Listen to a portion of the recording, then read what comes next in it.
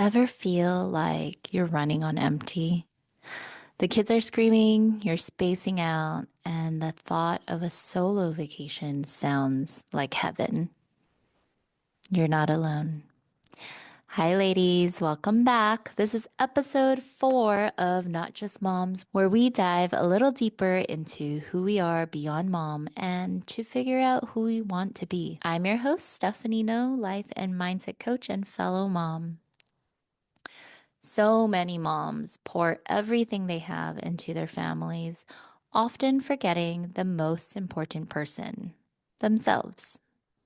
Today, we're diving deep into why filling your cup isn't selfish, it's essential, and how it can actually transform your parenting and your life. As moms, we are, of course, so concerned with our children's well being. We read all the latest articles and books on parenting. We are constantly looking for the secret on how to raise confident, kind, and brilliant kids who thrive in the real world. But what if I told you that the answer was right under our nose? Research shows that the mother's happiness and well being is highly correlated to a child's ability to thrive later in life. As I say it, aren't you thinking, okay, this totally makes sense, right?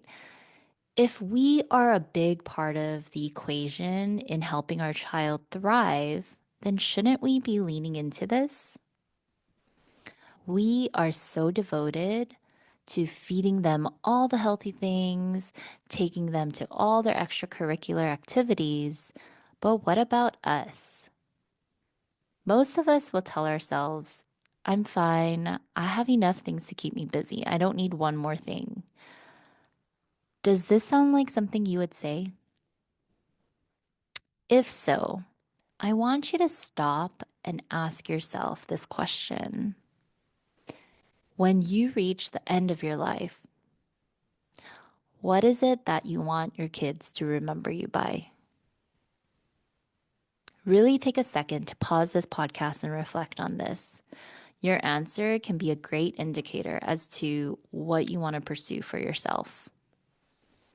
Look, we will always find an excuse or a reason to not do the things we want to do. I don't have the time. I don't have a babysitter.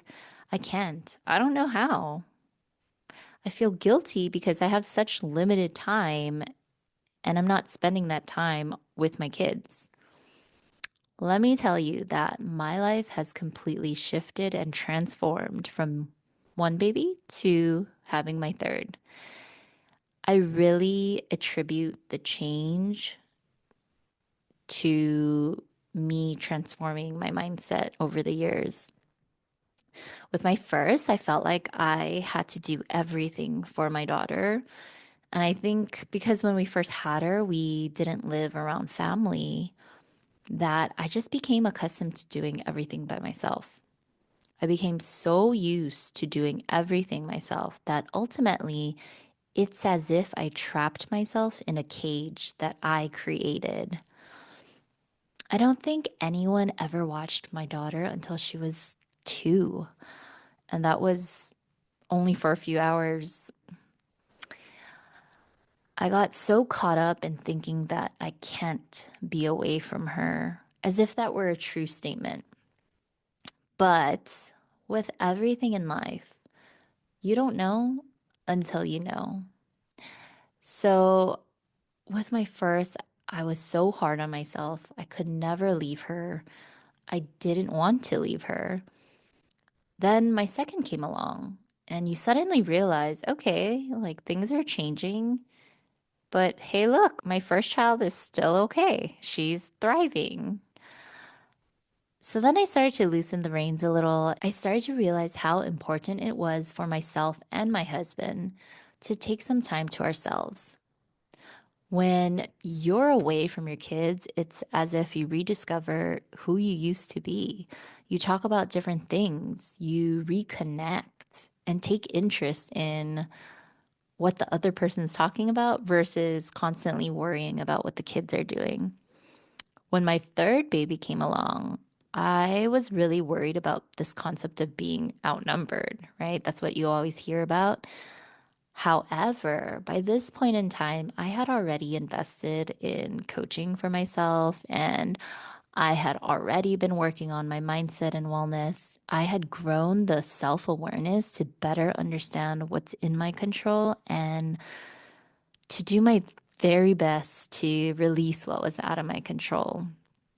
And in this time, I found something I truly loved, which was life coaching. I think people underestimate just how much I mean it when I say that I love life coaching and personal development so much. It honestly lights me up to listen to people and to hold the space for their vision and their dreams.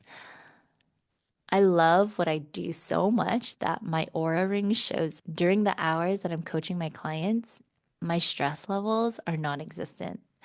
When you look at the app, it's basically at the lowest point, which is what they considered relaxed. However, when it's the hours between 5 and 8 p.m., my stress shoots through the roof. Isn't that so funny? Finding coaching in something that I love so dearly, it honestly gives me so much joy and satisfaction separate from my children and my family. And I love that it's my own thing, just for me and my clients. What I start to notice is when I'm coaching or doing something I love, like, having brunch with my girlfriends, catching up, those days flow easier when I pick up the kids or when I'm with them after. I'm not as snappy. I'm more patient. I'm more present. Since I spent the previous time doing something that I love, I now really cherish my time that I have with the kids. What is it that lights you up and fills your cup?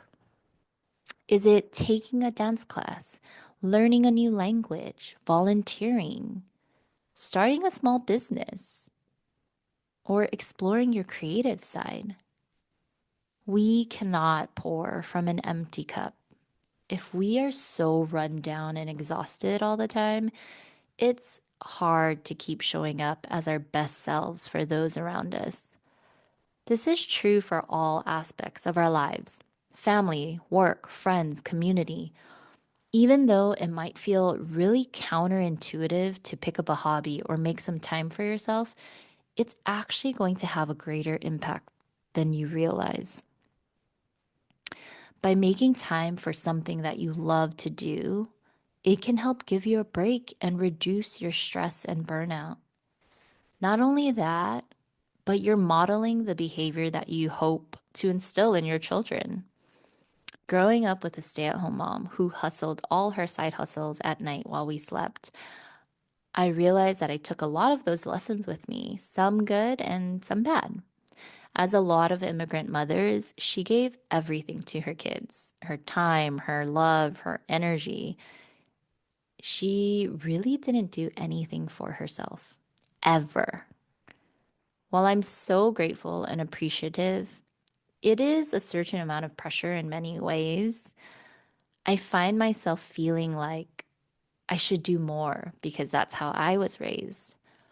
However, in 2025, the world is so much different than when we grew up. It can feel like pressure because you're trying to model that same upbringing that you once had, but the world in current times are definitely not the same. The model should change, but we're so stuck in the past of, but this is how I grew up type of idea. So much so that we as mothers may put a little more pressure on ourselves to keep up with our unrealistic expectations. All this to say, I want to be very careful with what message I'm sending with my own behaviors and actions. If my girls only see me taking care of them, doing the dishes, cleaning, working nonstop, I wonder, are they going to one day feel the pressure to do the same?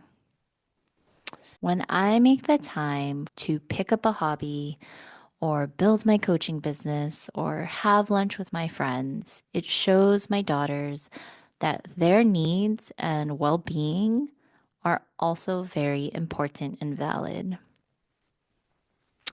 If you love your children, then you should love and care for yourself too. Don't forget to show yourself from time to time just how much you love yourself.